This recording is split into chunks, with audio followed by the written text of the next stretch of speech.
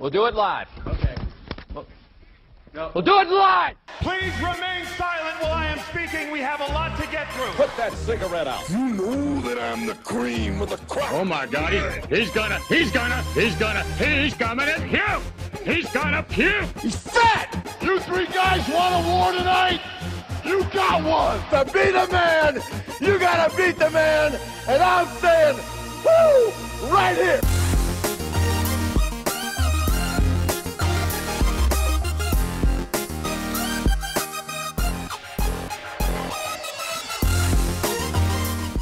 Good evening, wrestling fans. It is Monday, December 9th, the go-home show of Monday Night Raw 2. TLC just finished. It was also the Slammy Awards, and I gotta say, I had an absolutely tremendous time watching Monday Night Raw tonight.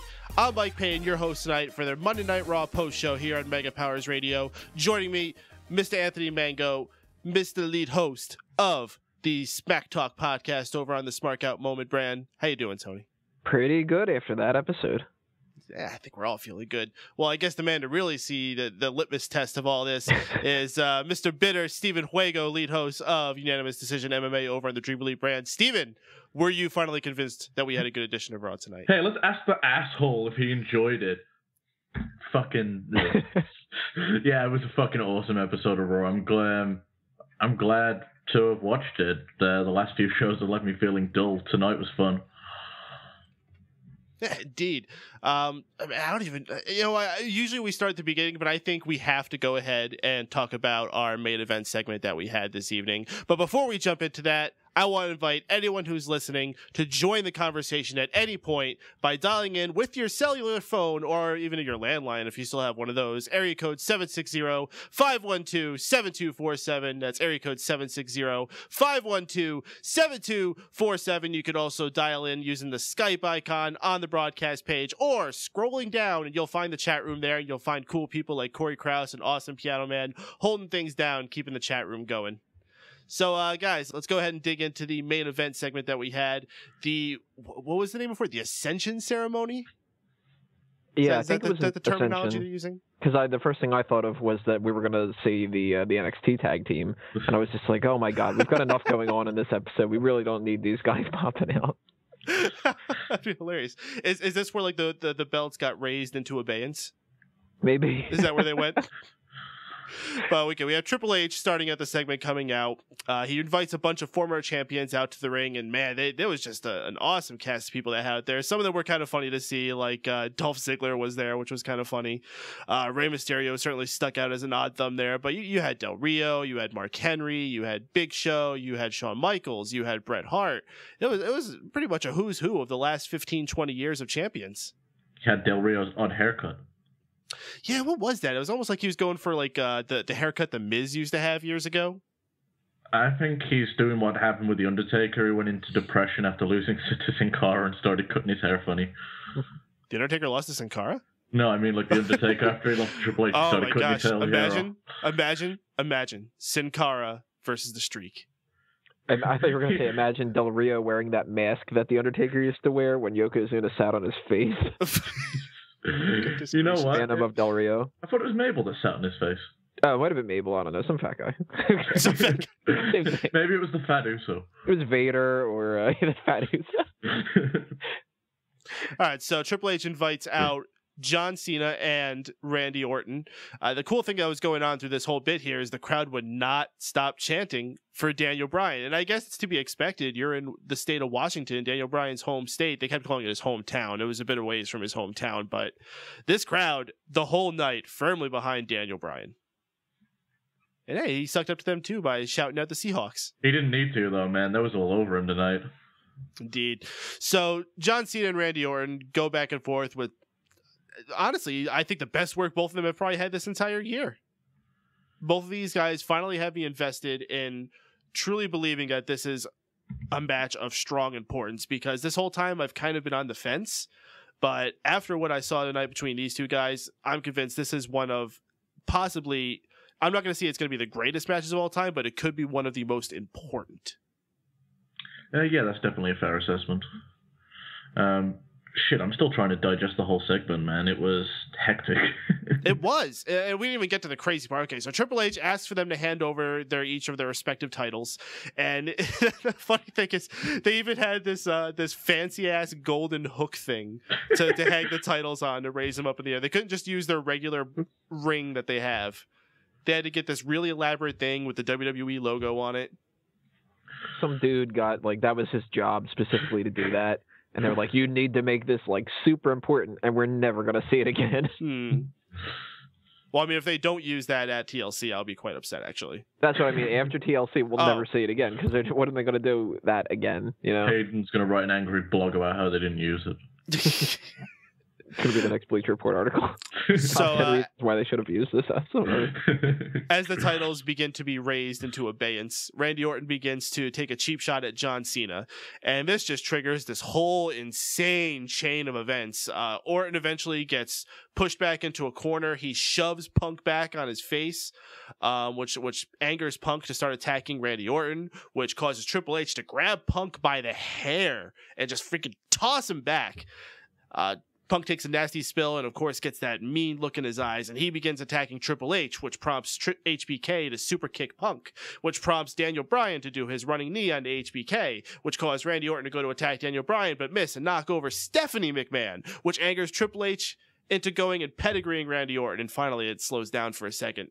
And the last image that we see as we go off of Monday Night Raw, Randy Orton looking absolutely bewildered, cradled up into a corner as we see Triple H standing with his wife and John Cena at either side of him. Very interesting final segment. I have to say, this is probably the best that we've seen John Cena versus Randy Orton. And these guys have been against each other many, many times throughout these last number of years. And when we initially found out that these were going to be the guys we saw in this unification match, I don't think many of us were particularly excited for that. I think a lot of people let out big groans. I'm sold now, and as I said, I don't know if it's going to be a classic of any sorts. John Cena has pulled out some great ladder matches in his time, and Randy Orton's no slouch either, so who knows? I think we'll see something great. But guys, I'm going to end my rant here, pass it off. Tony, what did you think about this whole final segment we had tonight? When I thought that this was just going to be a normal, usual segment that we have, whenever we have contract signings or whatever, it tends to be pretty repetitive, pretty much the same basic outline. People talk and then they start to fight and that's it. But man, this was fucking awesome. And it's not just because of the Daniel Bryan thing, but that was a huge part of it. I mean, that was a great way to start it off. The energy was really there instead of just kind of, all right, well, everything that happened on this episode of Raw already happened, and now we just are wasting time until the episode ends. That was a great way to get that involved. And, it was really fun to even watch like the people laughing as a result of it. So that caught your attention. And then they kept your attention with a good promo from both men.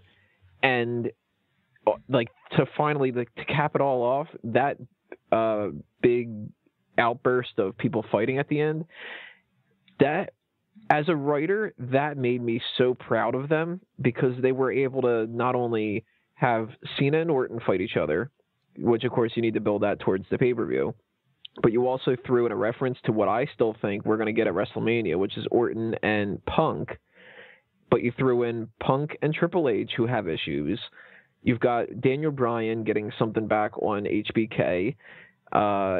You throw Stephanie in there, and that makes the Randy Orton thing with Triple H, that calls that into effect, where now we're not sure if he's going to back him.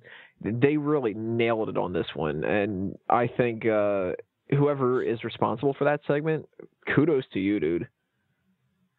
Absolutely. Joining us on the line here, we got another person on here, good friend of the station. He's been on here a number of times as well, Mr. Shaun Walker. Shaun, how you doing, dude? I'm doing well, mate. I'm doing well. And the person responsible for that segment was Hornswoggle. Well, then I hate it. Never mind. Secretly, he still is the anonymous Raw GM. He's the Dylan booking committee. So what did you think about the segment tonight, Shaun? Were you as excited about what we saw tonight as the rest of us were? It's the most excited I've ever been to watch a pay-per-view this year. Wow. And actually, that's not saying a lot, because there hasn't been a lot of excitement for pay-per-views. That's exactly, I guess, what the thing was. And I think something a lot of us were worried going into the show is, why would you have a Slammy Award ceremony on your go-home show because you want to be able to build that upcoming pay-per-view, but you also want to dedicate time to this fun gimmick that you're having throughout the night. So having them overlap was an odd choice, but you know what? They made it work.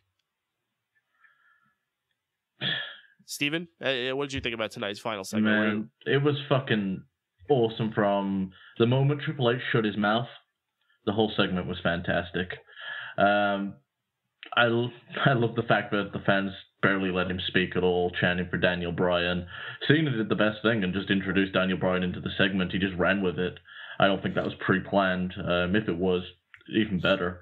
But they've done a great job at promoting the show. I think one of the most horrible things that we've had this last year is they've not tried to sell you on the pay-per-view when they're in a pay-per-view business. I think the only last one that's accomplished me being interested in was SummerSlam. So SummerSlam and TLC and obviously Mania every year. Besides those two, TLC is the only one that I'm genuinely excited for. I have no idea where they're going to go, and I love that.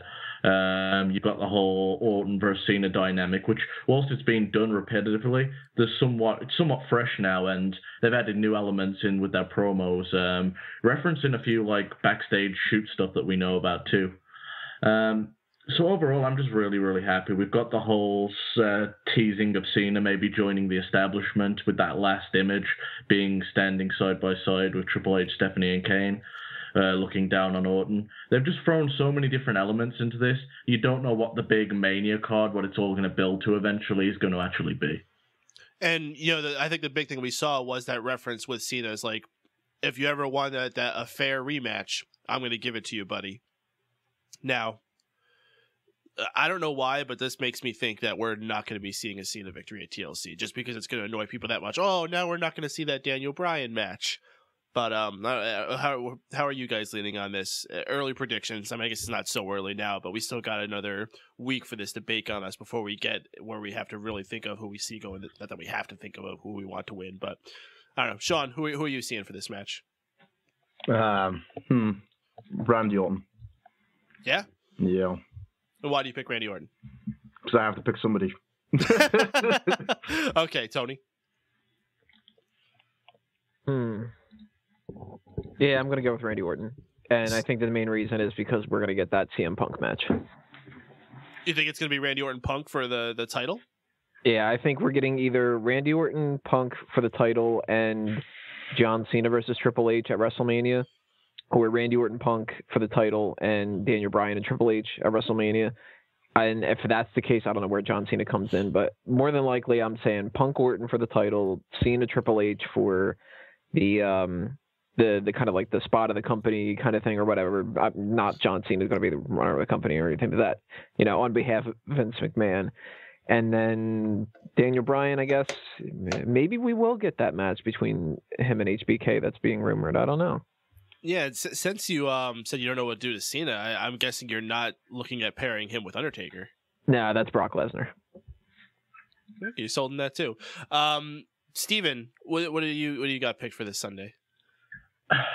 It's a hard one, but I'm going to have to go with Randy Orton on this. I think we're actually going to get Cena versus Orton more than once. And I think Cena's going to end up coming out on top at the end of this feud, and we're going to actually get Daniel Bryan versus John Cena at WrestleMania in the end game. I think that's the money match. I think it's stupid not to do it if they're not going to do John Cena versus Undertaker, which I don't think they will, because I think that's Brock Lesnar's match, as much as I think Brock's going to cripple the guy. So yeah, I'm going to have to go with Orton in this. I think they're going to drag the feud out, and eventually we're going to get that Bryan versus John Cena match. And as far as what's left for Randy Orton, maybe he'll be thrown in with some storyline with CM Punk and the establishment. We'll have to see. Now, for Cena and Daniel Bryan, where would you place these guys? Would you have it good guy versus good guy? Let the fans decide who they want to back? Well, they're going to back Daniel Bryan. There's no doubt about that. There's two routes you can go. You do the actual John Cena heel turn, which, let's face it, it's something we all want to see, but it's probably not going to happen. I think it was Mango that said it not too long ago, where he was going, every time they have the opportunity to turn him heel, it's a better opportunity, and it's a better opportunity. I don't know if you're going to get one as good as this with the whole teasing of him joining the establishment. So I'm not sure where they're going to go with this, but I think it's going to be face versus face, but I wouldn't mind seeing a heel turn. There's a lot of people always grasping for that. Something we also got to take into consideration is Daniel Bryan's involvement with the Wyatt family right now and how long they're going to continue that. I don't know what the Wyatts are going to be doing. I don't think they're going to be in the main event scene around WrestleMania time. I would probably see the Shield versus the Wyatts if they have to throw something together. If the Shield makes it. My goodness. But I guess we'll get into that segment a little bit later. Let's rewind then. Let's go back to the beginning of the night where we're greeted by just Michael Cole and JBL as we learn that Jerry Lawler and Booker T will only be acting as the hosts for the Slammy Awards. And I got to say, that's one of the things I think made this Raw feel so easy to enjoy. Michael Cole and JBL have absolutely tremendous chemistry with each other. I love listening to their podcast. Their web show is a joy to watch. I believe that actually won a Slammy for a web show of the year on the WWE.com awards. So great for them. And it was great to see them as the only guys on commentary. Michael Cole, he's a guy who can be on when he's with the right guy. I remember he was really enjoyable when he was with Taz. I even think him and Foley had a pretty good chemistry, but him and Lawler have not been great, and they've just been trying this experiment for way too long. Nothing to add to that, anybody? I agree. Put Jerry the King Lawler back in storage. Yeah, I'm definitely on board for bumping Jerry out. Hopefully someone actually heard it tonight and decided, hey, let's fucking get Jerry off the commentary table. Maybe throw him down at NXT and have him commentate over there with JR. I know no, they got rid of JR, didn't they? Never mind. Oh, throw Jerry down there anyway. You can always benefit the younger talent. He's got a wealth of knowledge that he can distribute over there. I don't want to see him at the commentary table anymore. To be quite honest, these parts where he was presenting the Slammys were fucking terrible. Yeah, they did not work out very well between each other. Tony, you had something you wanted to add too? Yeah, I'm one of the people that really was disappointed when Matt Stryker got released. And I was looking at him as the person who could have taken Lawler's spot. I'm marking out, bro.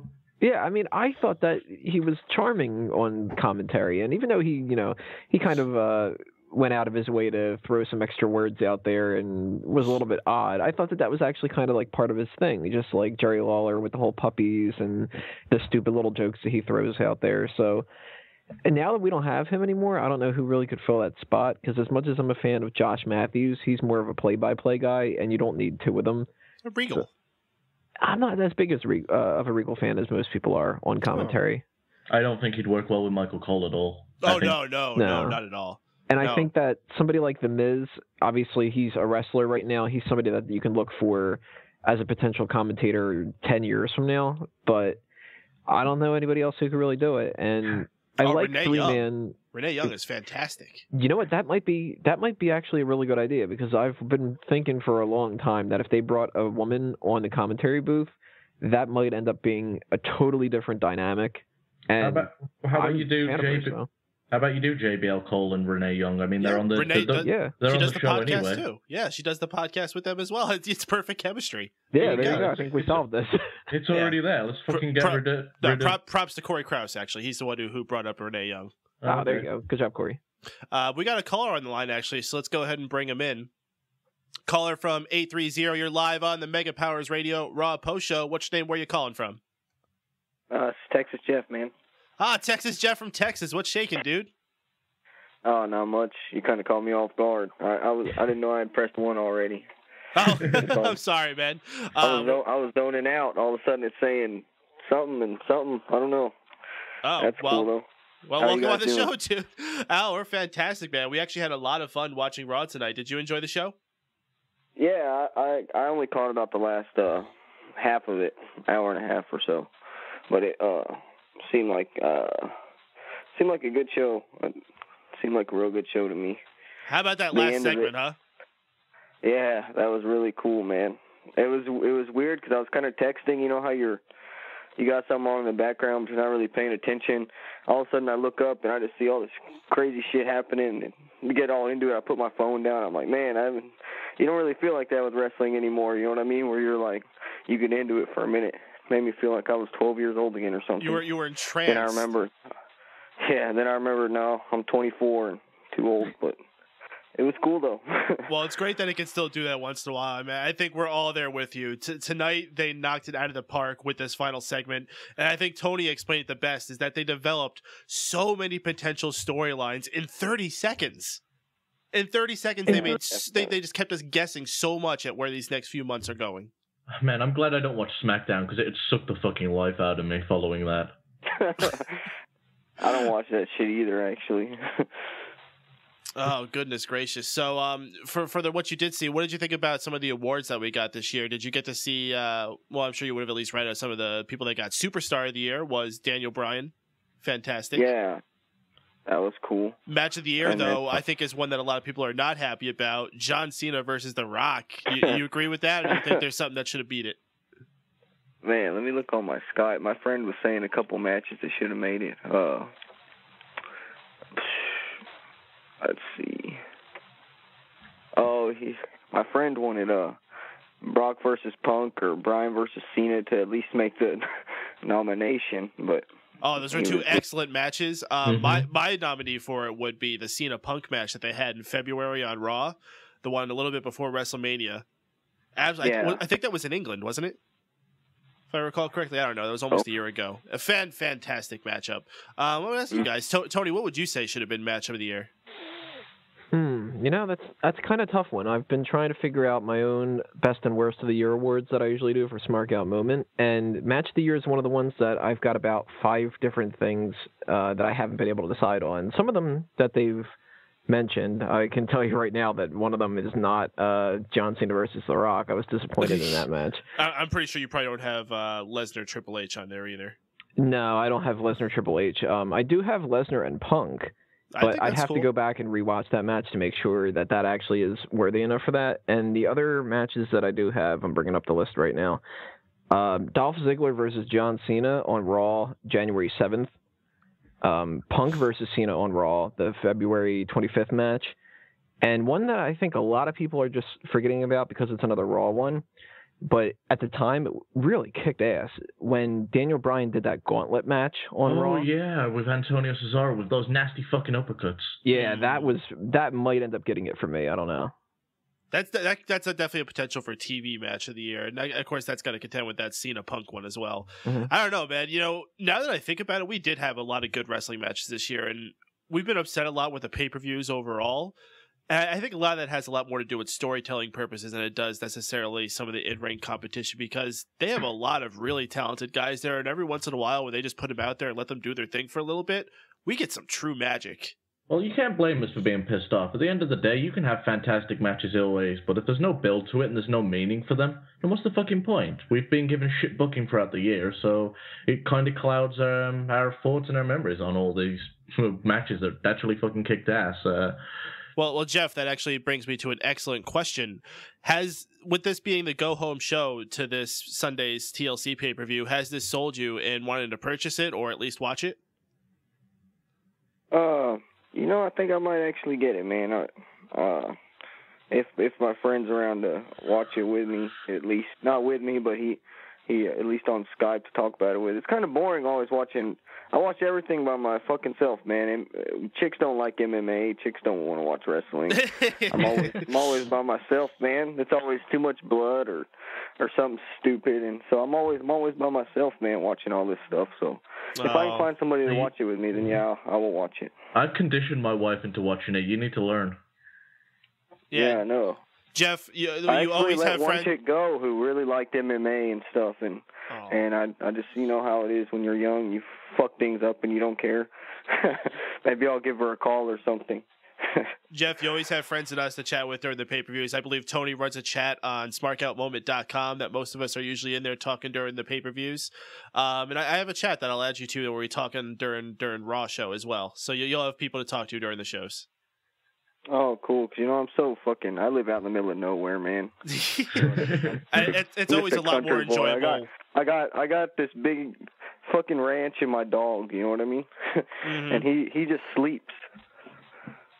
Yeah, and I know it's a lot more enjoyable with people. The energy can get there a lot higher when someone does a big move and you have 3 people going, oh, it's that much more exciting than if you're just there by yourself.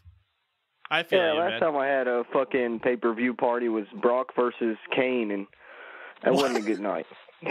Wow, that's going way back. Yeah. So, Texas Jeff, as we always round it up, your high point and your low point for tonight, what you saw at least of tonight's Monday Night Raw. I don't really know about a low point. Not to say that it was all great, but I don't really know of one that comes off the top of my head. But the high point has to be that last segment, man. It was good. It's going to be hard to beat that one. All right, Jeff, anything else on your mind tonight? Yeah. No, but it's always cool to see Bret Hart reading off a script, and he had a hard time opening that letter. That was kind of cool. But, no, I'm just joking. Yeah, no, but it was cool. You guys keep doing your thing, man. Thanks for always listening and calling in, Jeff. Have a good night, man. Later, guys.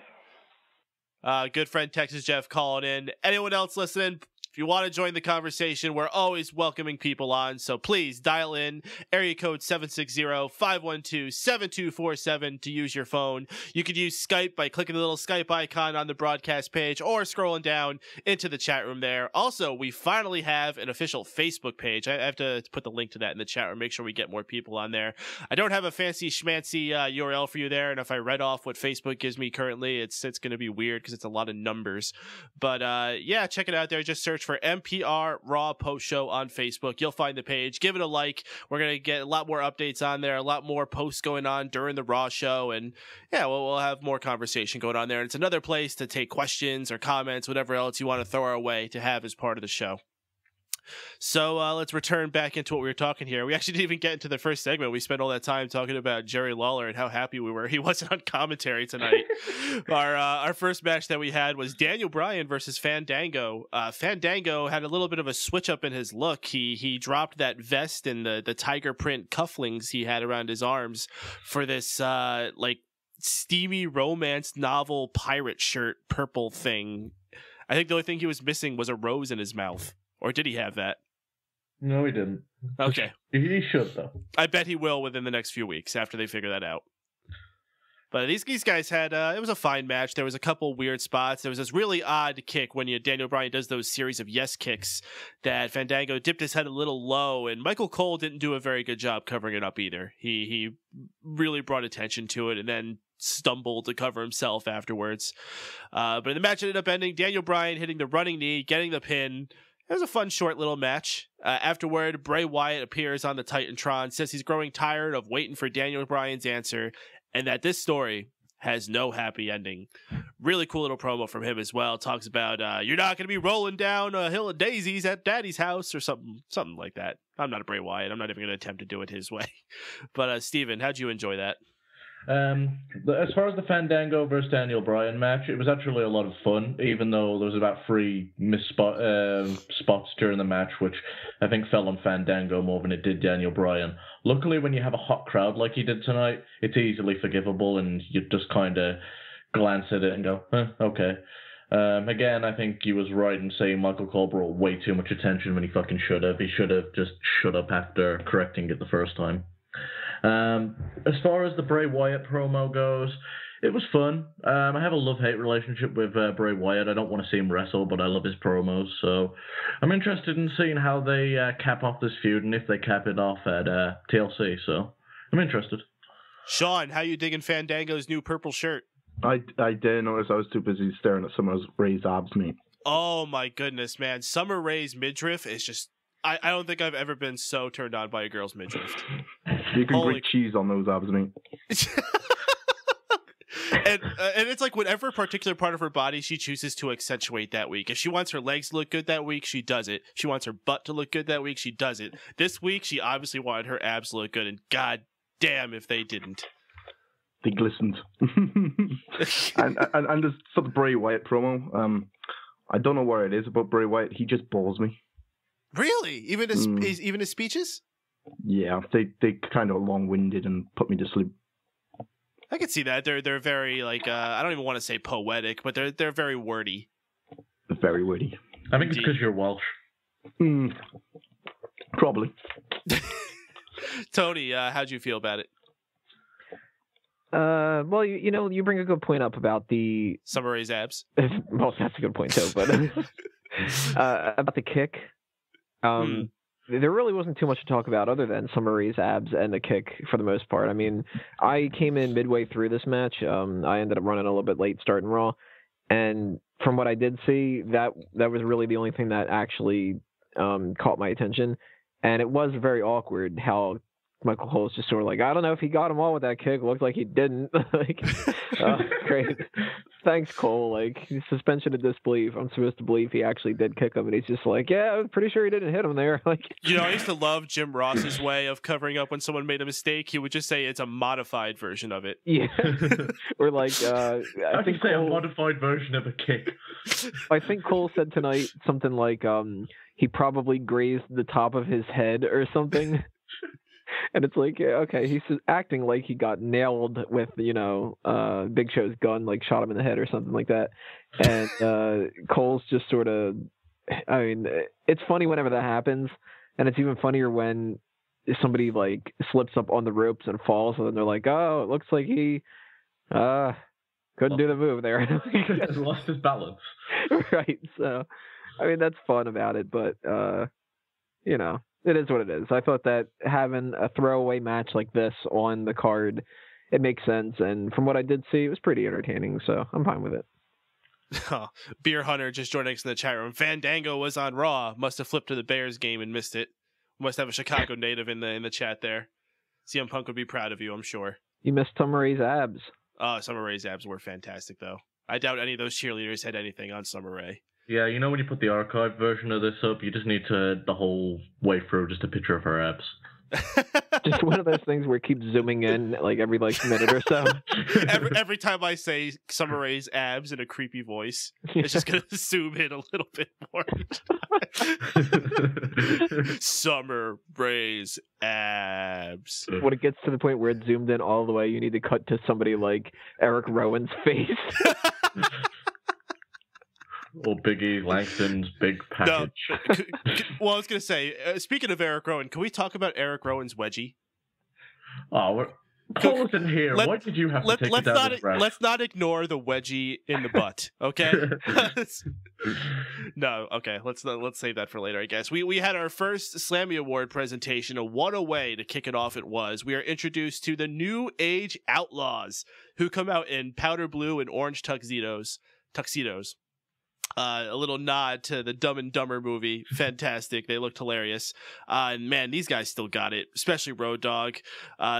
Almost sort of a breaking of the fourth wall, but still making it very funny how they talked about how Billy Gunn was really only allowed to say 2 words, but he kept trying to say the 2 words, but they wouldn't let him. And so he finally said, I got 2 words for you. And he got the crowd to say it, and he had Road Dogg covered his mouth. Hilarious. These two, always great whenever you have them around. Why they're not around a little bit more, why they're not one of those guys they trot out more often, I don't know. But I don't know. Whatever. The nominees are shown for the LOL moment of the year, the laugh out loud if you're still from 1993. But then, after we get our nominees, Santino Marella makes his entrance. Ugh. Which, now that we've watched this whole show, it's like, okay, I understand what they were going for. They wanted to give people time to vote on their app thingy. But man, just as a television production standpoint and as someone who does that kind of thing, it just made no sense the way they structured this. To show the nominees, and anytime you watch any other award show, they show the nominees, they cut back to the person at the podium, they open the envelope, they say the winner comes up and gives their speech. With this, we got our nominees. They would have the people in the next match make their entrances. Most likely they'll have a commercial break as well. And then after the entrances, they don't go to the match.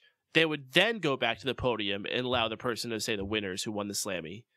It's like they were just reducing these down to just another WWE app vote, which I guess is all it really was. But the LOL moment of the year ended up going to the Rock concert when The Rock busted out his guitar one more time and sang fun songs about Vicky Guerrero and her beautiful good looks. And of course, this prompted Vicky Guerrero to be the person to come out and accept it because, what, you think The Rock was going to be there?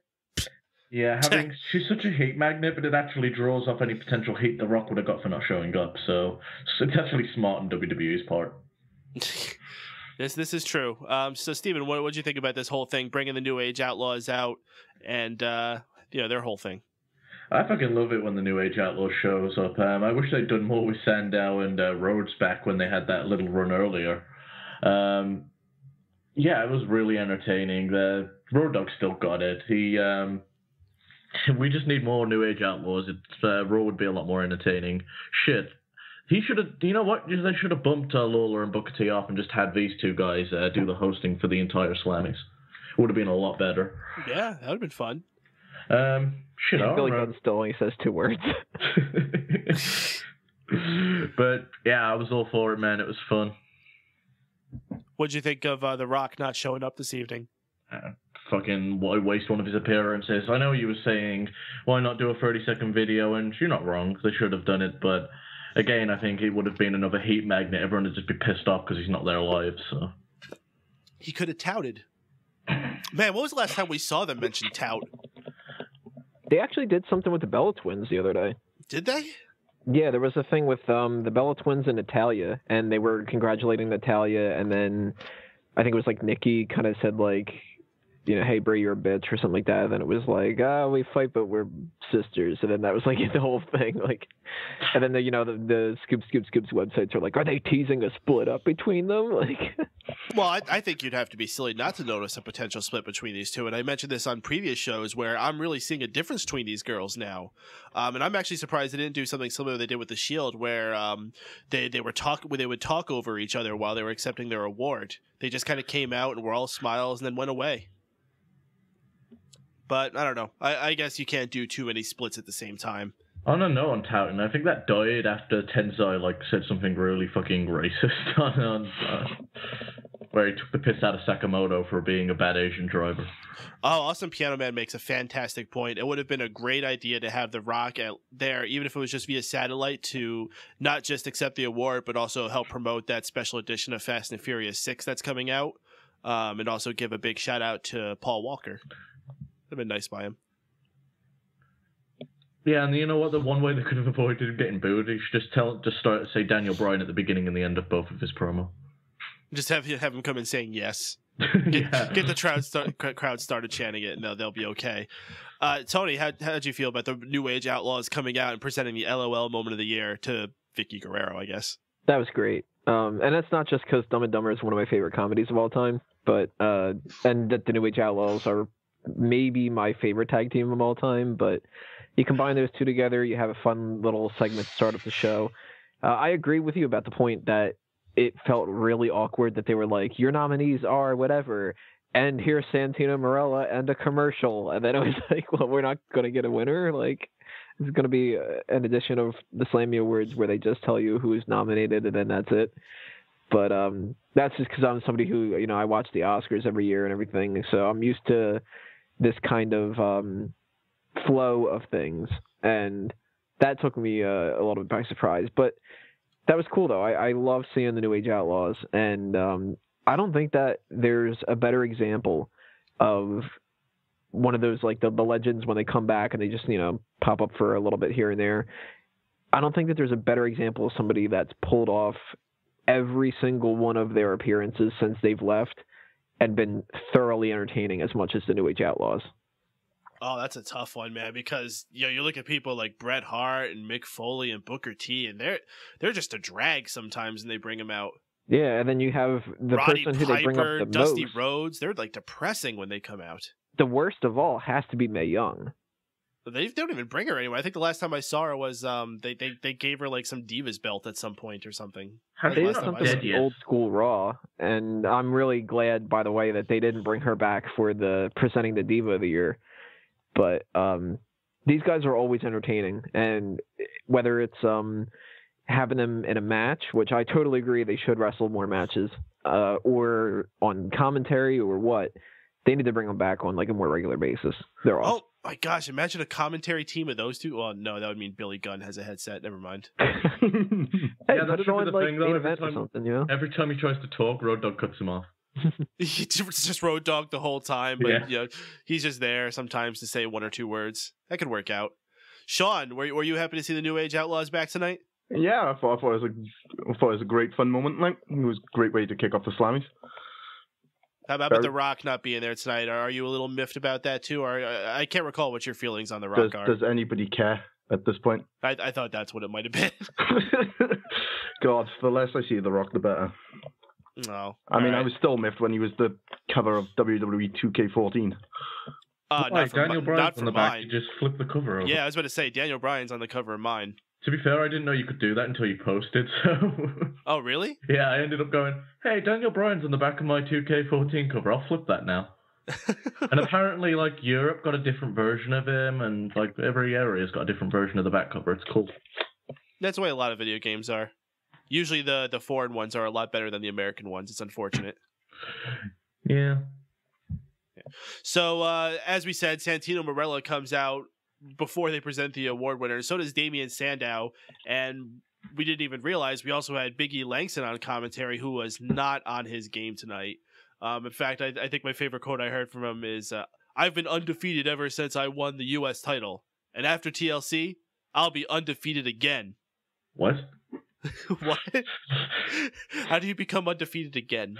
Maybe that's kind of like when they refer to the champion retaining as that they won the title every once in a while. Do you ever realize that sometimes they do that? Well, I know they did that with Triple H when he won the Scramble, and they counted it as another title reign. Well, it's because it was Triple H. Because just being undefeated isn't enough. He needs to do it 5 times. Well, this match was very short. Damien Sandow ended up pinning Santino Marella after the "You're welcome." Big E Langston comes in the ring, holds up his title, and just generic US/Intercontinental title build. So that's our match that we have for TLC. I'm excited for it. I mean, this wasn't anything spectacular. It wasn't anything special, but the rising star value of these two guys clashing is enough for me to be interested. Are you guys on the same boat, Tony? Like I said before, I wanted Damien Sandow to beat Big E for the title down the line, so I'm a little bit disappointed that they're doing that now because it doesn't seem like that's going to happen. And hopefully they have a better way of doing that than what my plan was, which sometimes happens, sometimes doesn't. But I like both Big E and I like Damien Sandow, so even though I don't necessarily think this might be a fantastic match, because I got a feeling they might not work well together, I'm still interested to see what happens, and I'll give them the benefit of the doubt until they prove that it doesn't work. Steven, what about you, man? I'm all for it, man. I love mid-card feuds. So don't get enough of them, and this is potentially a really good one. I hope it isn't just for the one pay-per-view. I hope they drag it out through Royal Rumble too. I don't know how they have. I don't know how the chemistry is in ring. I'm sure we'll find out, and maybe that'll be what decides if we see it again.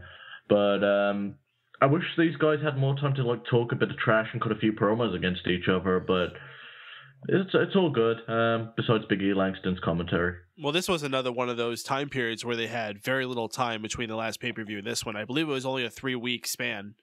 It's just like that time in October when we had those pay-per-views too close together, because TLC is oddly early in December. Usually they throw it more towards the end.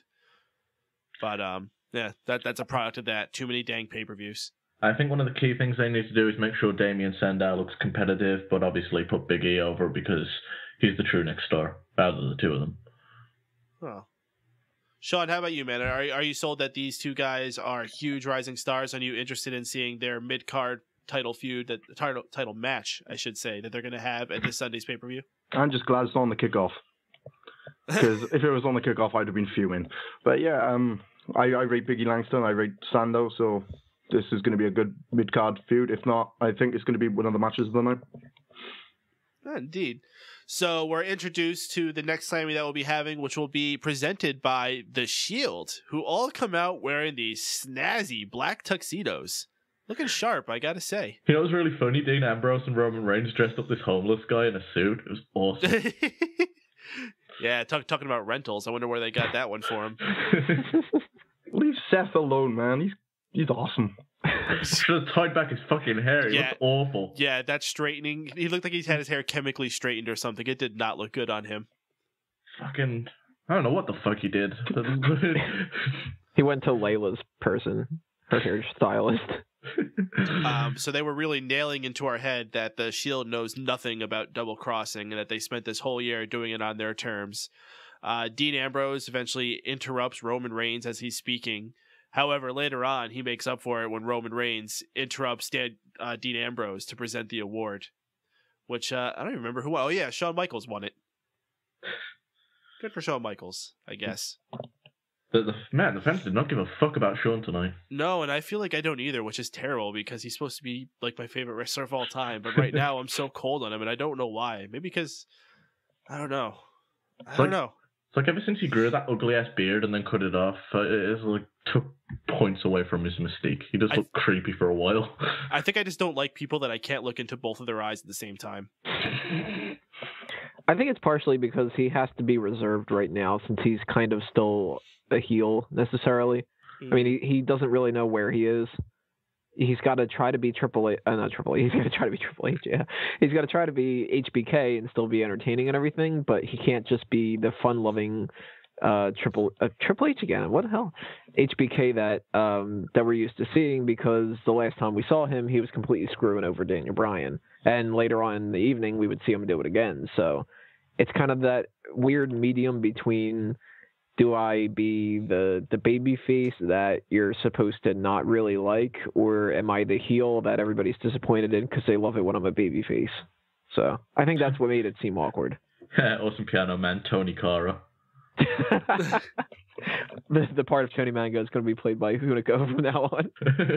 If only you knew about all the like funny Photoshop things we've done with Tony. Like Coney Mango and Boney Mango. Yeah, indeed. Oh shit! Maybe Mystico, now that he's not Sin Cara, did Seth Rollins' hair. What? He botches a lot. Oh, okay. Yeah, I got it. I got that joke. That's what they're gonna do for him for work. They're gonna make him a hairstylist. I get it. So the match we got after that, Ward, was once again seeing The Miz and Kofi Kingston. This is at least different than the last series of matches they had. Kofi Kingston showing in a massive amount of energy throughout this match, eventually causing The Miz to try to walk out and do the Fandango, and I don't mean the dance. Kofi Kingston, though, chases after him, brings him back to the ring. However, lets his guard down. Miz gets the quick roll-up pin. Kofi Kingston, being the ultimate sore loser, hits Miz with the Trouble in Paradise as he turns around while celebrating. I'm still saying Kofi Kingston's heel at the end of this. Steven, where are you lying on this now? Because, once again, we just don't know what's going on with either of these guys. I'm still sticking to my guns. I've decided that they're just going to let the fans decide. I don't think they know what the fuck they're doing. I think they're like, both of these guys have got no fucking direction. Let's just stick them out there to have a feud, and whoever the fans go with, they go with. And I'm all for that, man. Shaun, how you feeling about Miz and Kofi Kingston right now? Yeah. Very... very hot and cold, I suppose. As long as Miz turns heel. He turns heel one week and then he's face, and I don't know, it confuses me. Now, Tony, as a man who likes to analyze all the angles, where are you seeing this thing going? Because I'm just confused as hell. Tony?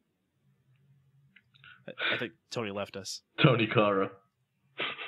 I think we hurt his feelings with the Tony Cara. Can you guys hear me?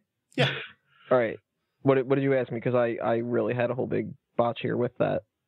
Oh, okay. Tony Cara. I was saying, is my volume good? Yeah, your volume's fine. Okay, good.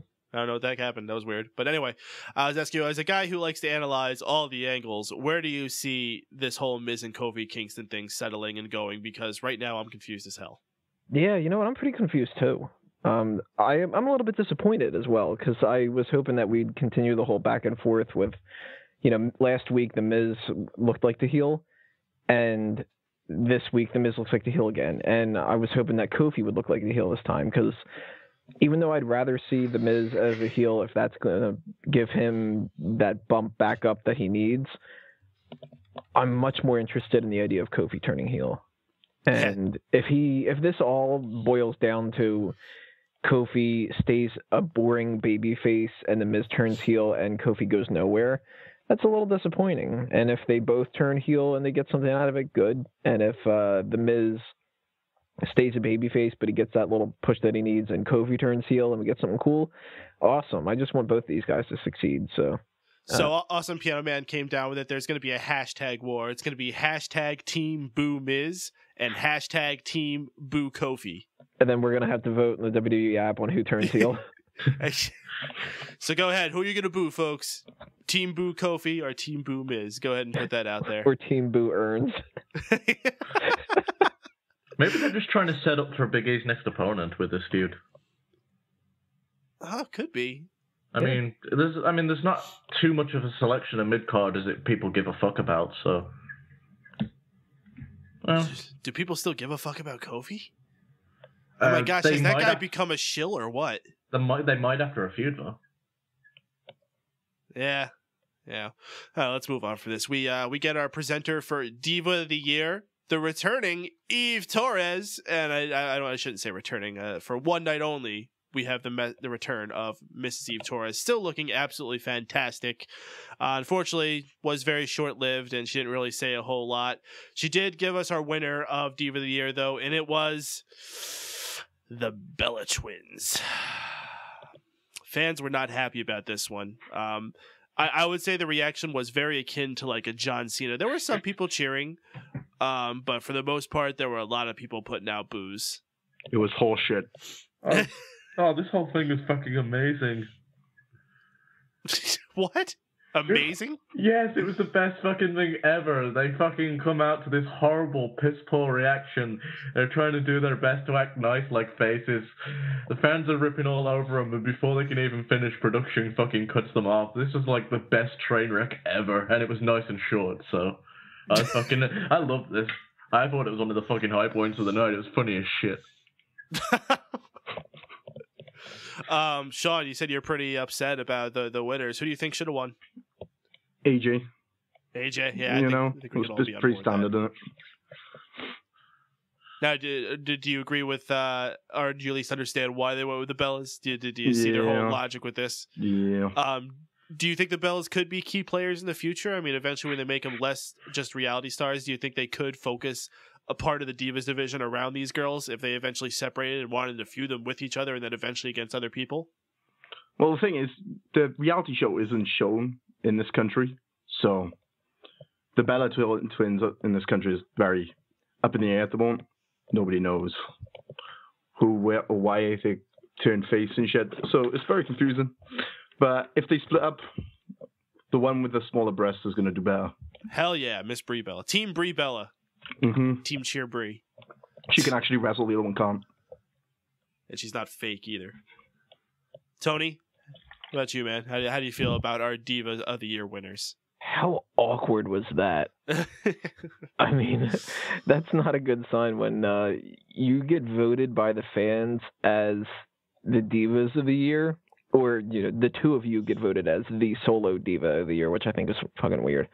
But the fans vote for you because they like you better, and then when you go up there to accept it, they seem to be giving you, like, at best, a lukewarm reaction.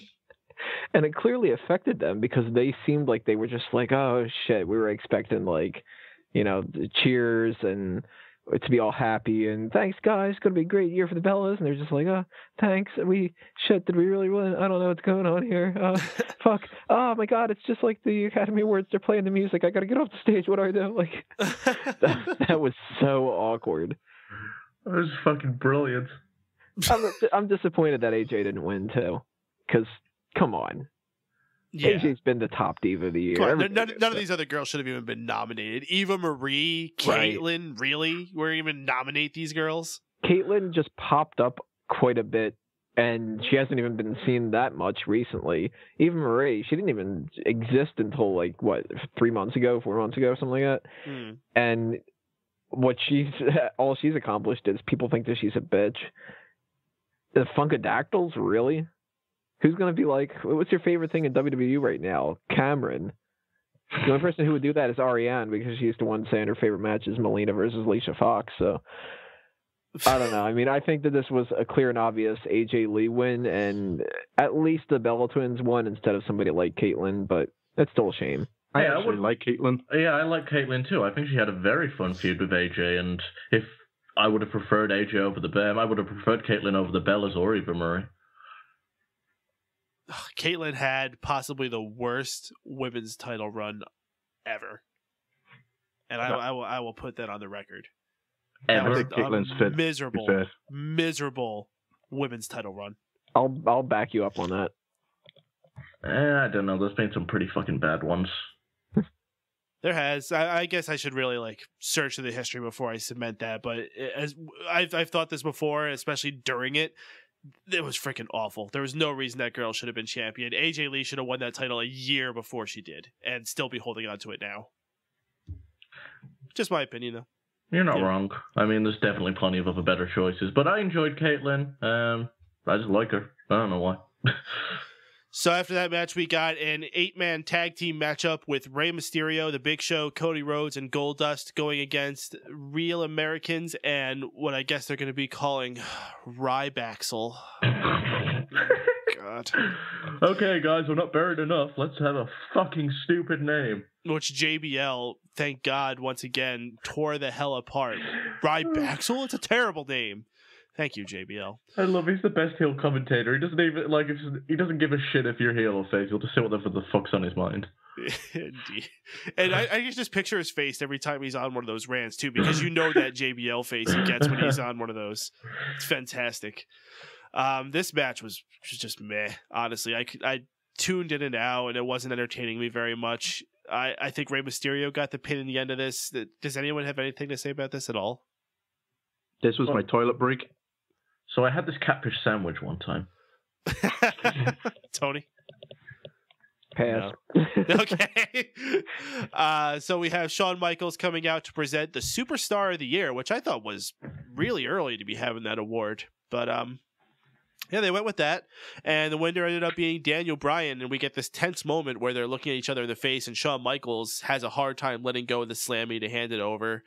I think people were expecting a lot more because Shawn Michaels just walked away and the crowd kind of booed, and Daniel Bryan didn't even give much of a speech himself. He said a few words, then said "Go Seahawks" and walked away. Go Seahawks. I don't think there's any surprise that it was Daniel Bryan, though. I think there was an idea in some people's minds that it could have been John Cena. I wasn't sold on it. John Cena did not have that amazing of a year, especially because of his injury. Daniel Bryan was the guy who deserved it, and thank goodness Daniel Bryan was the guy who won it. Shaun, I know you're a huge Daniel Bryan fan. I'm sure you're elated that he won Superstar of the Year. Hell yeah.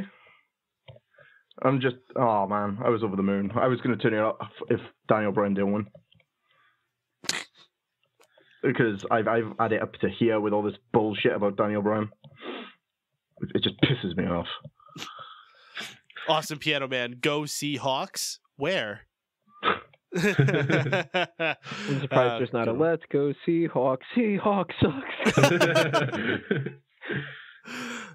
Steven, I'm sure you're agreeing with this. Daniel Bryan, Superstar of the Year. Yeah, and I think the reason why we all worried about John Cena getting Superstar of the Year is because it's happened before when he hasn't deserved it. So there was plenty of reason to believe so. I think it was just last year where he would later on go on to say it was the worst year of his career.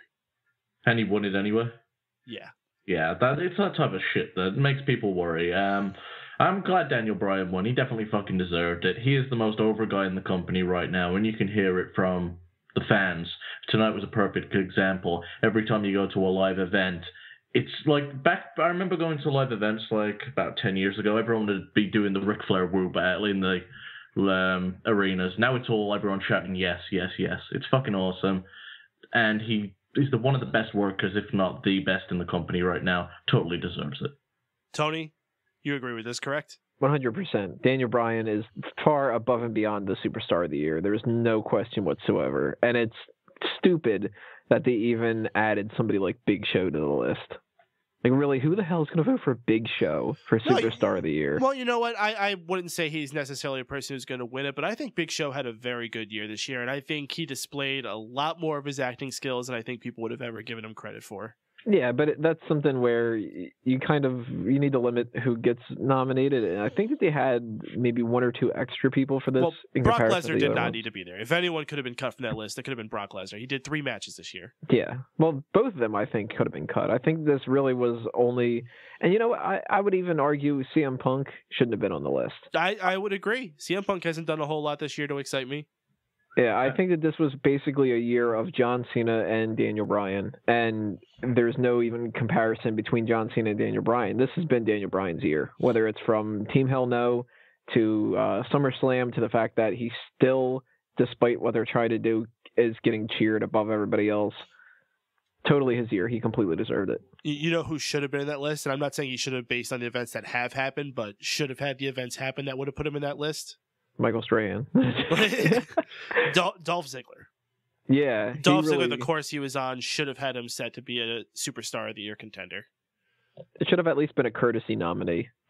Not Del Rio? Oh, hell no, Del Rio. Which, isn't that how sad is that? The guy was pretty much champion for the entire year, and he's not nominated for Superstar of the Year. Because he's a cunt. My gosh, 2 weeks in a row, this guy gets beat by Sin Cara. Woo! Best Raw ever.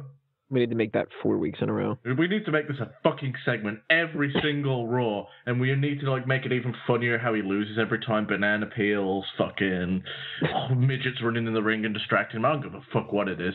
Just make this a weekly segment, and I will sing Raw's praises every fucking week. I honestly cannot believe that they are still so invested in this Sin Cara character that they're going to take the time to put this guy into it and give it this whole new fresh push.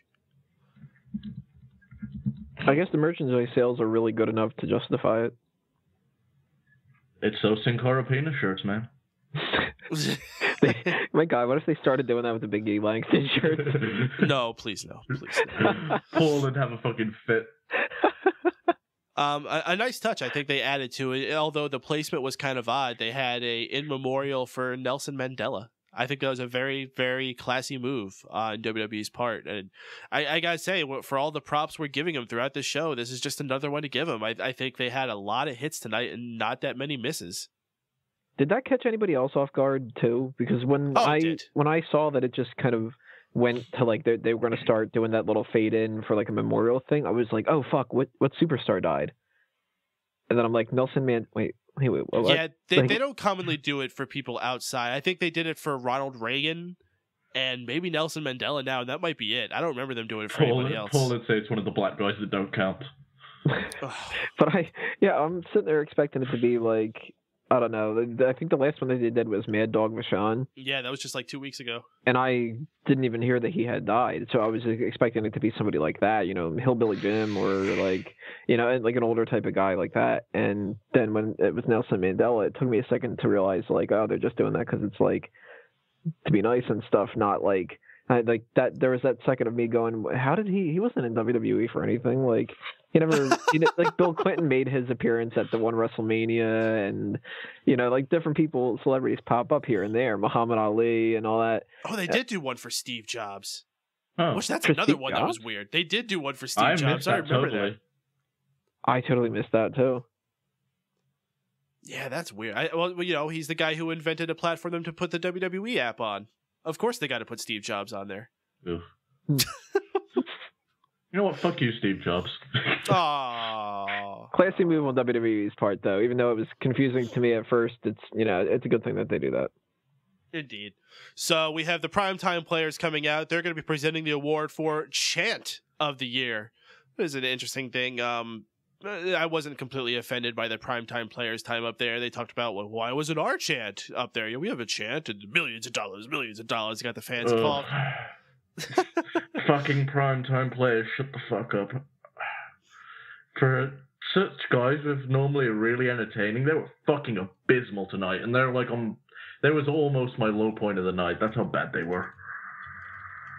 Indeed. Daniel Bryan taking another award. He ends up winning with the yes, yes, yes. Good for Daniel Bryan. Indeed. Tony? Yes, indeed. You can't deny the yes chant is the most over chant in WWE right now. I mean, as much as people like saying we the people or follow the buzzards or anything like that, there's no comparison whatsoever. The yes chant is by far the most over. So if they didn't give that to that, then there was some kind of shenanigans. Indeed. And then I'll get my broom. Man, Diego Sanchez must be pissed that chant that he made ended up getting so popular. Okay, there's no one who could take credit for chanting yes, and if anyone's going to take credit for it, it's Nintendo 64 kid. Daniel Bryan even said, but he took it off Diego Sanchez. He's just being nice. I'm pretty sure the person that should take credit for it is that woman when Harry Met Sally. Meg Ryan, that whole no, thing. No. It was the chick from the Herbal Essence commercials. Yeah. Somebody needs to do a smash cut of all that. Daniel Bryan doing yes, then it cuts to Meg Ryan, and then it cuts to Herbal Essences. And it cuts to the Nintendo 64 kid. I am on it. There we go. It's going to go perfect with my Antonio Cesaro giant swing with the 80s You Spin Me Right Round song. All my wrestling memes videos. Anyway, so good for Daniel Bryan. 2 Slammys in one night. He's now on the Owen Hart level. Brodus Clay comes out next for a matchup with Xavier Woods. Man, we thought that match we had earlier with Sandow and Santino was short. This was short. Poor Xavier Woods didn't even really have a chance. Brodus Clay ends up squashing him, and I don't just mean like in the smarky sense. I mean he jumped up and landed on him on the ground and squashed him like a bug. Brodus Clay continues beating on him after he gets the pin, loses his temper, continues squashing him a bunch of times. Looks like they got big plans for Brodus Clay. Brodus Clay keeps insisting that he's a main eventer. Could we be seeing him brought up to someone who could be that kind of level? I mean, we've been seeing some experimentations going on with his look. Maybe they have faith in something with Brodus Clay. Steven, how are you seeing this? Nope. No. These mid-card are best. What they should do is just build him up as a decent mid-carder heel. If they see something, sure, run with it. Otherwise, feed him to Big E Langston or someone. Tony? I'd like to see the opposite. I'm a big fan of Brodus Clay, and I've originally when he started doing the Funkasaurus gimmick, that's because I thought that he was going to be doing a serious thing, and I got pissed off about it. And I think now's the time to do that. Tony, we have very important breaking news here. WWE.com is reporting that Alberto Del Rio has suffered a concussion during his match tonight against Sin Cara on Monday's Slammy Awards edition of WWE Raw.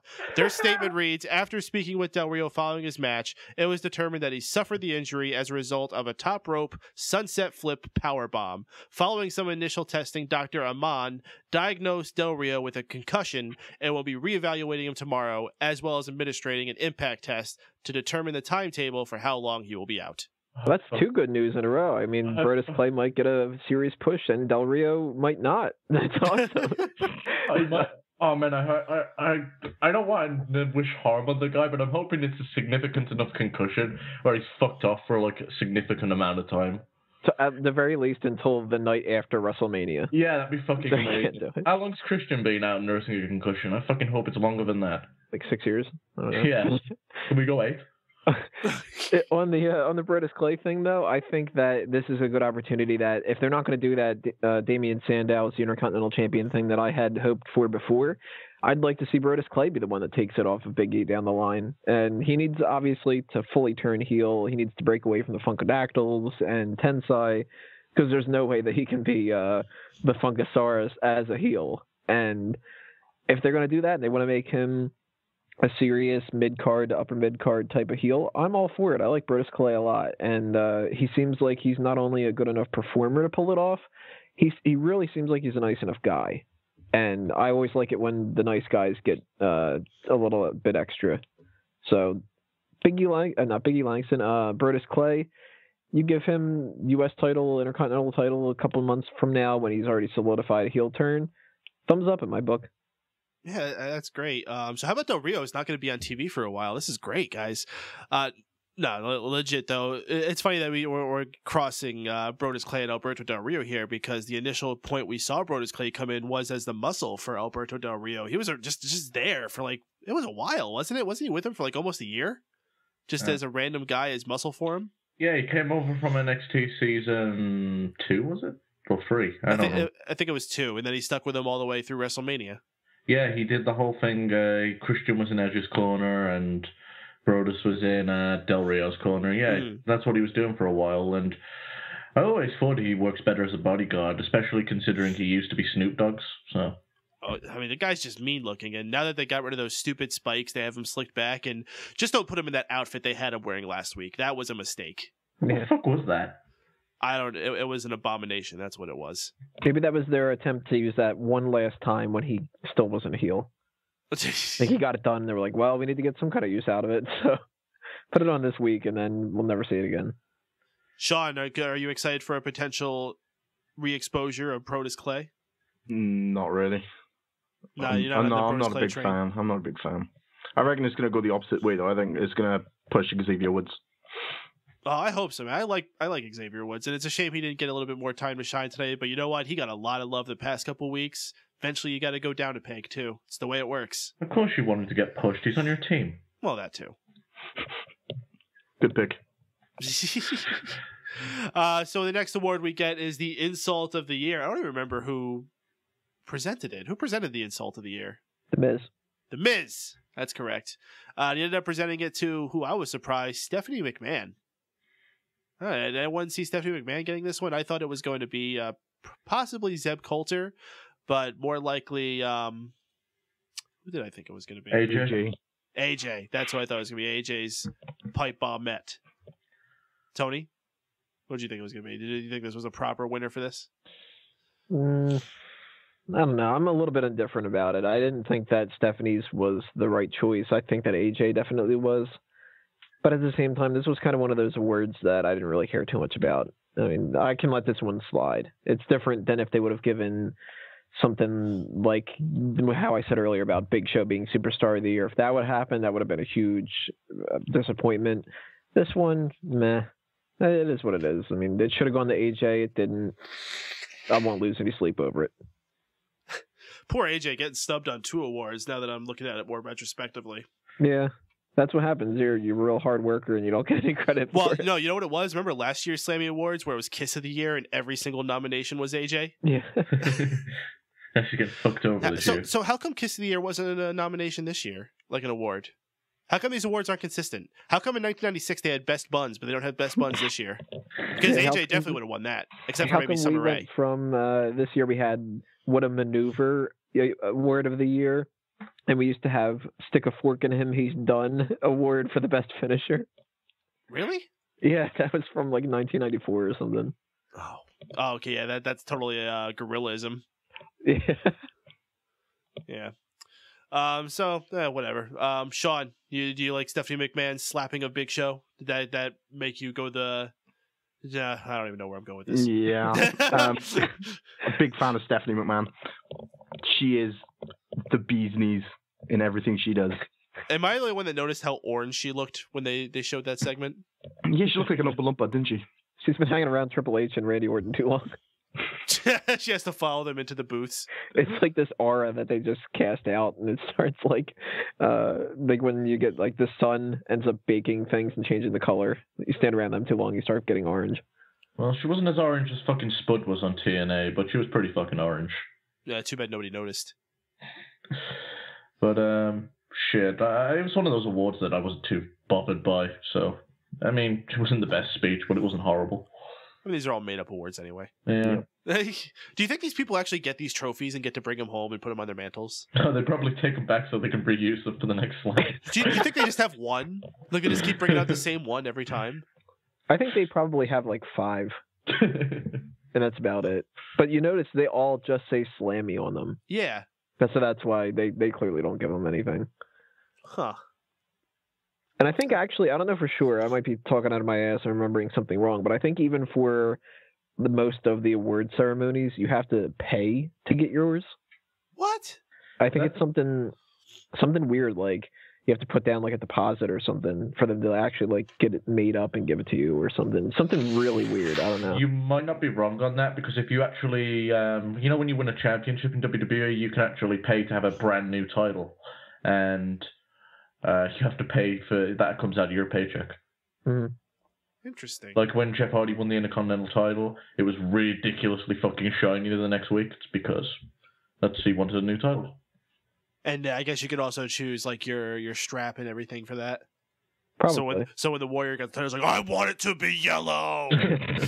Sure, that's how the conversation went down. I'm pretty sure it was like a 20-minute conversation to get to that point where it just talked about space aliens and. It probably just threw Mean Gene in there and went, yeah, when he's finally done, can you tell me what the fuck you wanted? Translation, Jim, can you just tell us what fucking color you want already, goddammit? From the heavens above, say yellow is the color to go. The yellow is the color of all the warriors to man. You're like the sign of Hulk Hogan. Oh, we should just do warrior impressions more often. I think in general, what we can break this down to is I think they only have like 1 or 2 awards. Okay. Oh yeah, that's what he was talking about. Next we had a very excellent match. It was between Dean Ambrose and CM Punk. I believe these guys just faced on SmackDown this past week, though I didn't watch it. But what we saw on Raw tonight was absolutely awesome. There was a lot of storytelling also not just going on between these two, but between Dean Ambrose and the other members of the Shield on the outside, eventually telling them to back off and saying, I can do this all on my own. And Roman Reigns and Seth Rollins decides, well, hey, whatever. You think you can handle it? We're out of here. They begin walking their way towards the back, but CM Punk takes control, hits the GTS, and gets the victory. However, he doesn't get to celebrate for long as he's hit with that super nasty Roman Reigns spear, knocking him down to the ground. This is a great match. Steven, did you enjoy it?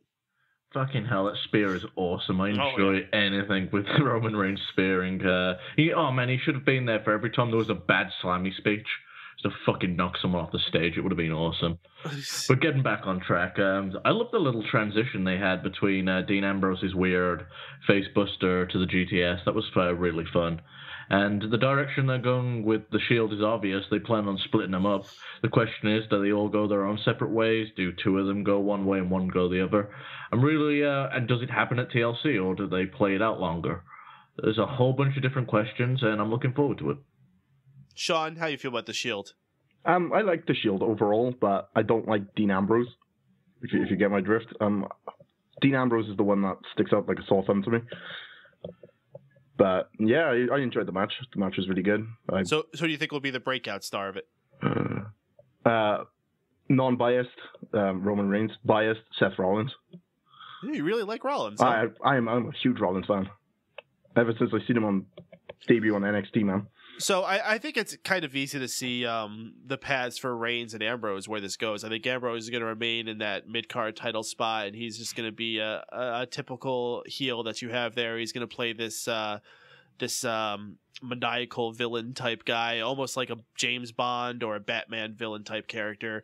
Roman Reigns is going to be a brute. He's probably most likely going to be a babyface when the time comes, but he's just going to be a powerhouse. He's just going to tear through guys. Where's Seth Rollins' place going to be? What is he going to do after this whole thing goes its ways? He's going to be the Jeff Hardy. You think so? Yeah. He could do a homeless guy gimmick. And do you know who Dean Ambrose reminds me of? Who's that? Thou shall not be named. You know, I've heard that comparison a lot before, and I might personally would put it more with Daniel Bryan. And I think that's just because he also does a lot of his moves. Yeah, I'd go with a Brian Pillman feel. Yeah, for Ambrose, I would go with a Brian Pillman. But I could definitely see the Chris Benoit too. I think a lot of the facial expressions are very Chris Benoit-ish. I see it. Tony, where do you see this whole Shield thing going? Or did I ask you already? No, you didn't yet. Okay. I think that this is kind of a callback to what I mentioned earlier on in the episode, where the writing team did really well in this episode to throw some references out to other stuff and kind of switch it up a bit instead of only focusing on what is coming on later on this week with the pay-per-view. I don't think that they're going to split up yet. And I think that this is kind of a parallel to the CM Punk and Randy Orton and John Cena and Triple H thing from what we saw the end segment of. I think this is another sign that they are going to split up, but it's just because they were on their game tonight. And having Roman Reigns turn around and spear CM Punk is the means to go, okay, look, it's not going to happen yet. They're still going to back each other. There might be more tension going on for the next couple months, but I don't think that we're going to see the Shield split up until after WrestleMania, because I think we have to see some kind of the 3 members of the Shield against somebody. Maybe it's the Wyatt family, maybe they're teaming up with Kane and it's a 4-on-4 match. I don't really know, but I can't imagine we're going to try to get for WrestleMania season Triple H, John Cena, Brock Lesnar, The Undertaker, Daniel Bryan, CM Punk, Randy Orton, Big Show, Kane, 3 members of the Shield that aren't in a tag team match, 3 members of the Wyatt family that aren't in a tag team match, Cody Rhodes versus Goldust. I mean, there's way too much, so you're going to need to have some kind of tag team stuff there, and it's not the time to split up the Shield and give them the focal point. So I think this was just a clever little way to throw that this has been happening for months, and a couple months down the line, we'll have that as some foundation for it. Well, and it's no... You have to be oblivious to not see that they're trying to put a lot of focus on Roman Reigns. So I think this is just to start getting people salivating at the idea of seeing that Roman Reigns character shining out on his own. Because you notice every time during this match where something would happen to Dean Ambrose, they would cut not to Seth Rollins, but they cut to Roman Reigns for a reaction shot. Right. Roman Reigns is going to look like a bigger babyface going out of this. And Dean Ambrose, if anything, he's the one that isn't going to turn face if they don't all just turn face, because he's just more natural as a heel. And if they go with what Shaun's talking about with Seth Rollins maybe being a babyface that just gets credit for doing a good job and tearing down the house, and that's why he's homeless, or maybe it's just you turn him heel because you keep him heel because you need both Roman Reigns and both Seth Rollins and Dean Ambrose to take on Roman Reigns, make him look super strong. I don't know, but they're clearly about 50-50 on Rollins, and they know where they're going to go with Ambrose and Reigns. One thing to put out there, how about, you remember how we had the Legacy and it was Ted DiBiase and Cody Rhodes against Orton pretty much at Mania, and then they ended up going at it with each other too. I wouldn't mind seeing that at Mania. These guys have been teaming together so long that they know each other's moveset. The chemistry is probably going to be amazing when they actually go against each other. Yeah, that could be a good way of incorporating them all. You know what I'd really like to see? Roman Reigns team up with the Usos and do like a Too Cool dancing gimmick with them. Yeah, let's just kill his face turn now. Yeah, that took all the wind out of this conversation, huh? So, yeah. It's because I had to move on here. We're getting to the under the 20-minute mark here. Amazing, this show's been flowing off really well. We had an excellent video package up next that detailed the title history of the 2 titles, the WWE title and the World Heavyweight title. And they really hit on a who's who of all the people have gotten it. Anybody you could have thought to see there: Harley Race, Ric Flair, Shawn Michaels, The Undertaker, The Rock, Hulk Hogan.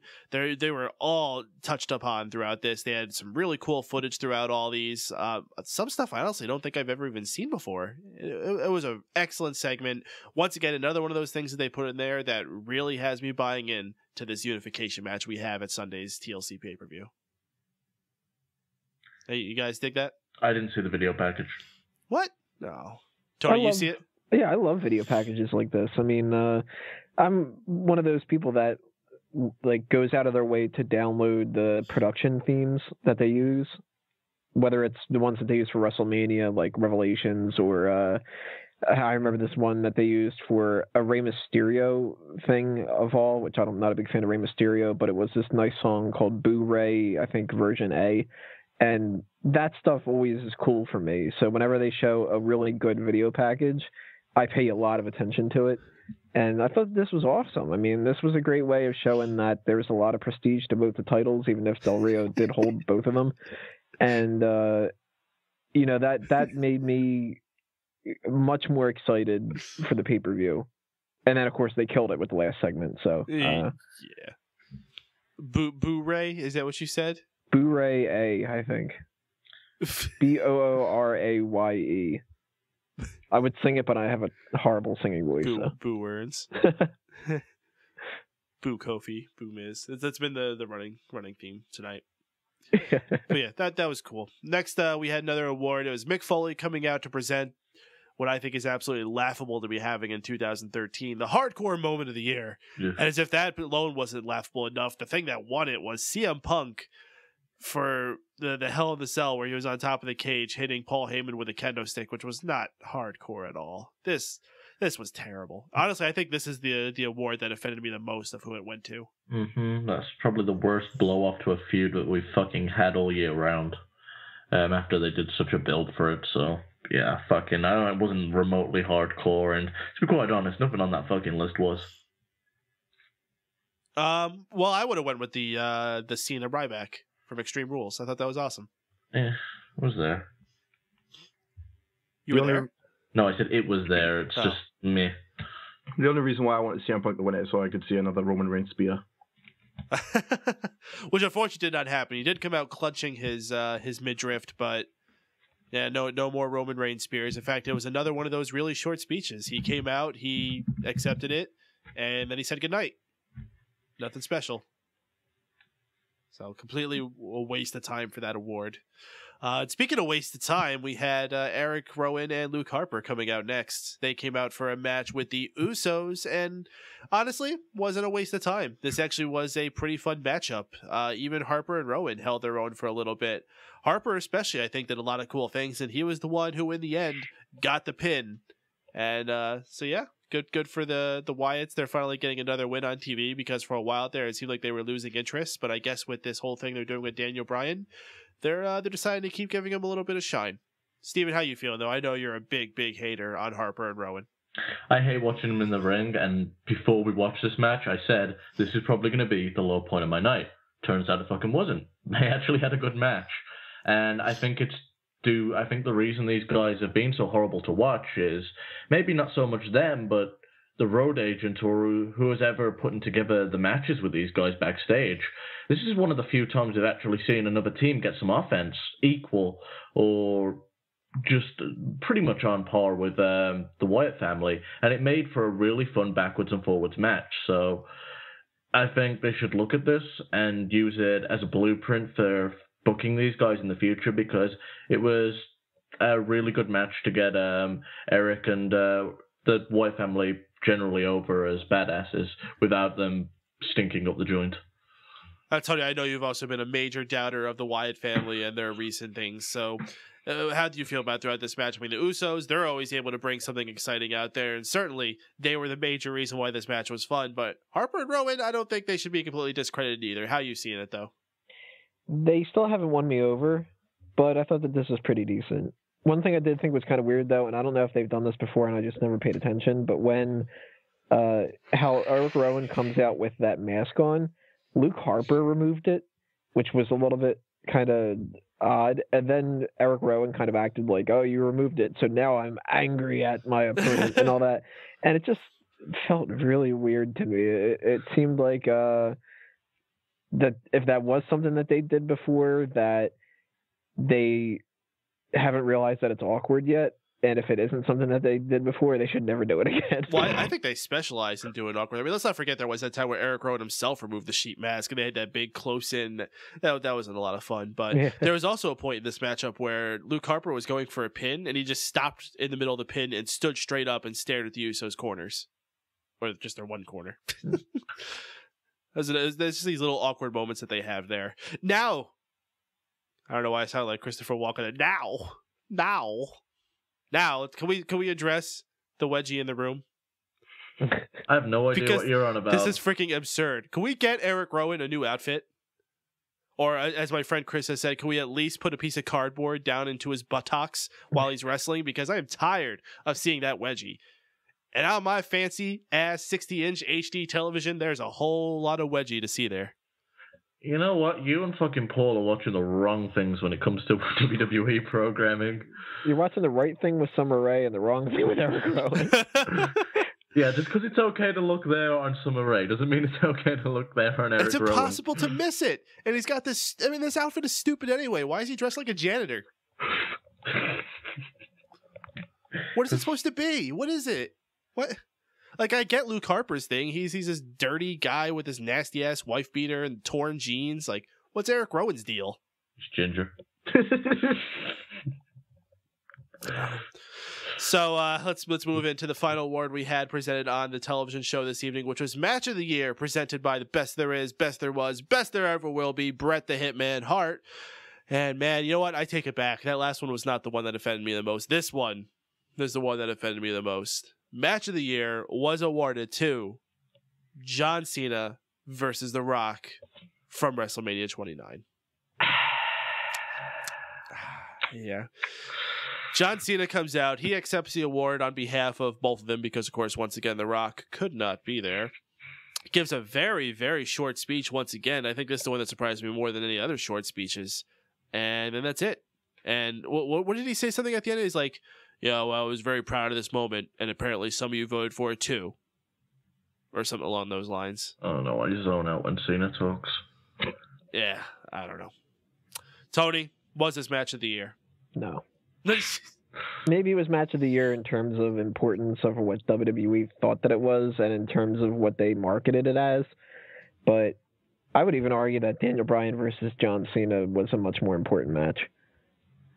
And wouldn't this upcoming unification match kind of like supersede all that? And would this be able to be nominated for next year's match of the year? How does that work? I guess it would have to be. I mean, I could have swore some of the shit we had tonight was from not just last year, but slightly at the end of the year before. It almost seems like they kind of look at it as WrestleMania to WrestleMania.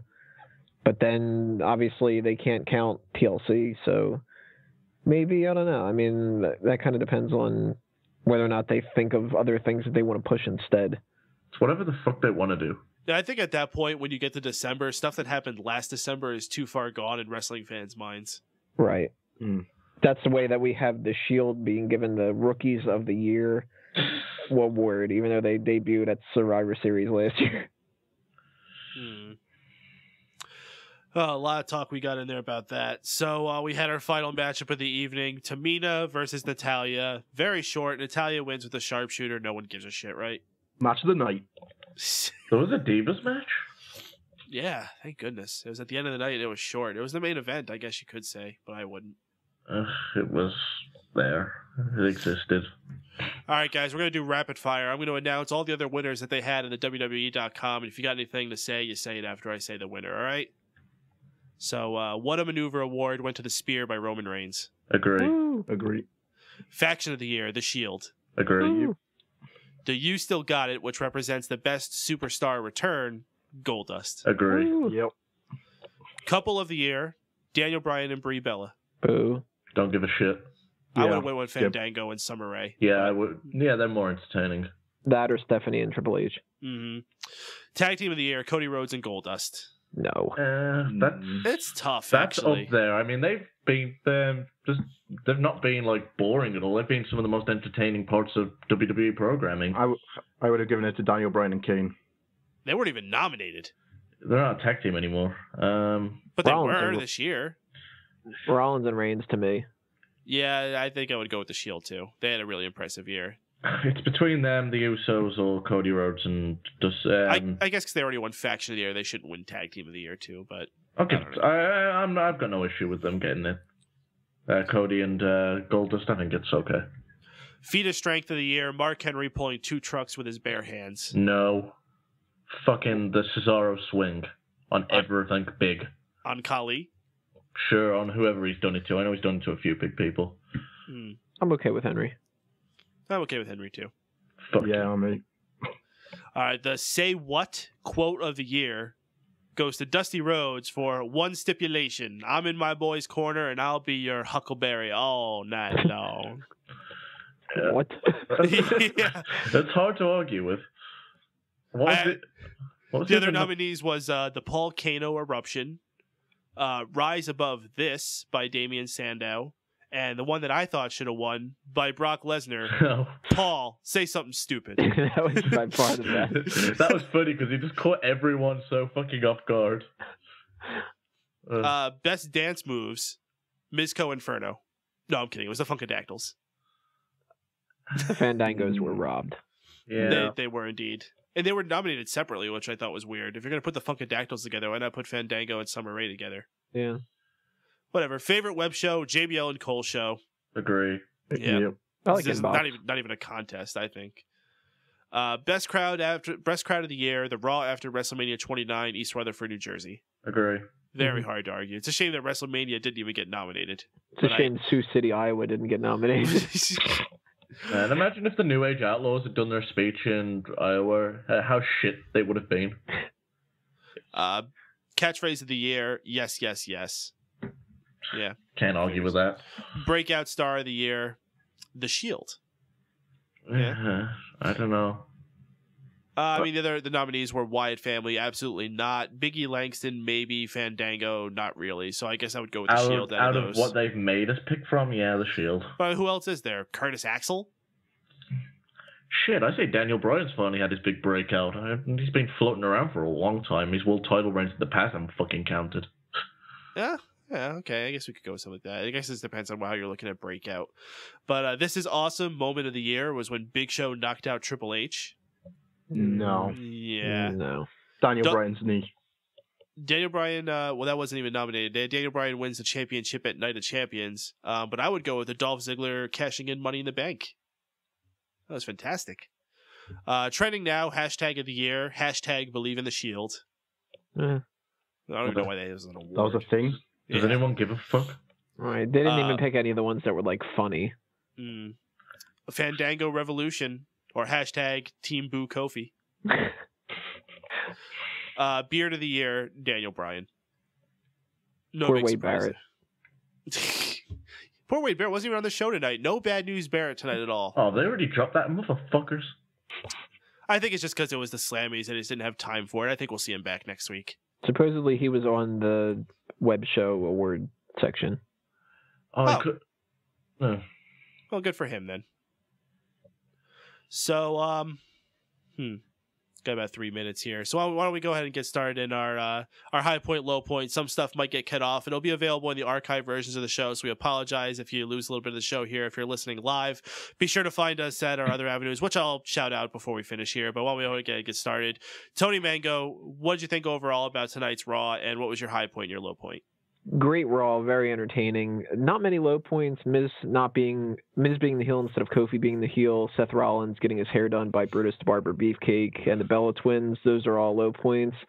High points, New Age Outlaws, Dumb and Dumber stuff. The woman's voice that made it seem like a really normal awards show, which I think people overlook a little bit. And obviously the number one high point, that final segment. Absolutely. That was freaking amazing. Steven, your high point and your low point for tonight's Raw. Such Raw, many entertaining. Definitely my high point's going to be the main event segment. It was fucking awesome from top to bottom.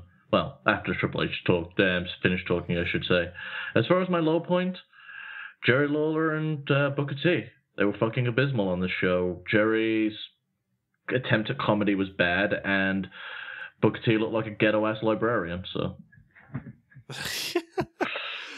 Sean Walker, your high point and your low point for tonight's Monday Night Raw Slammy Awards. High points, Jerry the King Lawler off commentary. The end segment, the crowd interrupting Triple H. Low points, not enough summary.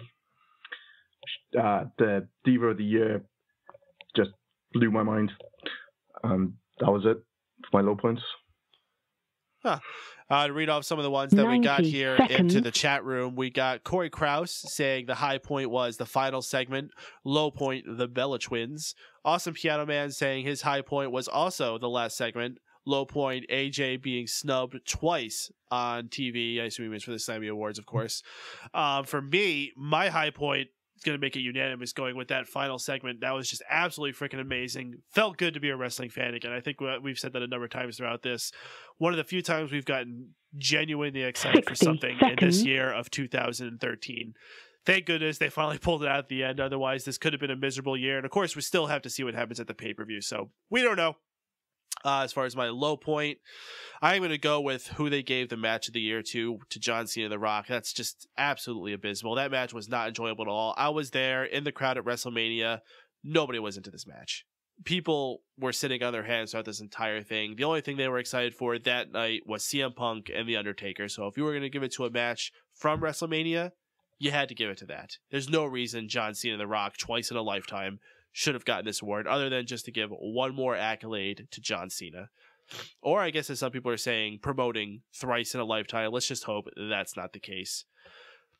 I don't know. So we're about to get cut off here. Everyone, thank you for listening on Mega Powers Radio. Please check us out, youtube.com/Mega Powers Radio. The archive version of the show is also on smarkoutmoment.com. We'll see you next week here on the post show. All right, now we're to the archive version here. Not much left. We're just going to be doing our plugs and wrapping things up here for the evening. So, Mr. Sean Walker, you got anything you want to put out there for people to know about? Not really. I want to keep myself to myself. Okay. But if you want to send me abuse, send it to Shaughnessy2K37 on the Twitter. There you go. All right, Mr. Stephen Wago, what you want to tell the world about?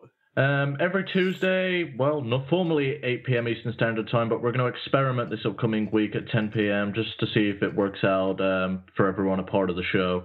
It's Unanimous Decision MMA over on Dream Elite Radio. We're going to be talking about the recent Mark Hunt versus Bigfoot Silver fight. That was probably one of the best heavyweight fights I've seen in my lifetime, and we've got a whole bunch of different fights coming up, especially the Silver versus Weidman one, so check that out. And as far as Addicted to Anime this month goes, once I've got my new schedule, because working retail at Christmas sucks, we're going to be reviewing a Sword Art Online, which is a anime which basically takes the whole concept of people being sucked into an MMORPG and being trapped there for a long period of time and having to get out the game before they die. Interesting. I had a similar situation when I played World of Warcraft. I actually just started that recently because it was $5.99. Really? Yeah, Black Friday. You're just starting to play World of Warcraft in 2013? I played it a long time ago, but I got bored of it. Hopefully it happens again fast. Tony Mango, what you got to tell the world about? Well, I'm just starting to play Tetris, and did you guys hear about this awesome new thing called Pong? You know, there's these new super, what are they called, Mario Brothers? I don't know. I mean, I'll try that out. My wrestling website is smarkoutmoment.com, as mentioned before. I'm looking for more writers to join the team, so if you're interested in writing for a wrestling website, there's a lot of different things I have on the schedule there that you might be interested in. So go ahead, hit me up on that contact form and send in your application. You can check out my wrestling podcast, Smack Talk, on YouTube and iTunes and Stitcher. We're going to be talking about TLC predictions and answering your monthly mailbag questions you sent in. I am a featured columnist on Bleacher Report, and I actually have a post up right now of the cheap pop and cheap heat of the night for the Slammy Awards. Go ahead and check that out. Wow, and for everything else under a mango tree, like Fanboys Anonymous and all that, just look out for me on Twitter and Facebook. Hey, this guy getting articles posted while he's watching and doing the post show. This guy's a freaking machine. And doing coverage on smarkoutmoment.com. You're covering Raw on there now, too? Well, no, I was covering it because it was the Slammy Awards. Oh, okay. I see what you're doing. Yeah. Oh. Well, everyone, we thank you for listening to this edition of the Mega Powers Radio Monday Night Raw Post Show. If you enjoyed it, please join us every Monday night following the conclusion of Raw. It's at megapowersradio.com or blogtalkradio.com/megapowersradio. However, if you can't join us live, if it's too late for you or you're just doing something else on Monday nights, you can easily find the archive version of the show by searching on iTunes or Stitcher Radio for Mega Powers Radio, youtube.com/megapowersradio, on smarkoutmoment.com, where you can go there, scroll down, you'll see them there every single week, and I'll have a lot more details included on the notes on that website. So if you want to get show notes and little details that I'll be including with it, that'll be the best place to go. smarkoutmoment.com. Thank you, everyone, for listening. Please go check out the new Facebook we have. Facebook doesn't have a /URL. Just search for NPR Raw Post Show for now. We'll get one of those soon enough. Thank you, everyone, for supporting the show. Thank you for tuning in. Thank you for listening. Thank you to Stephen Wago, Sean Walker, and Tony Mango for joining me on the show this evening. Take care, everyone. We'll see y'all next week here on the Mega Powers Radio Raw Post Show.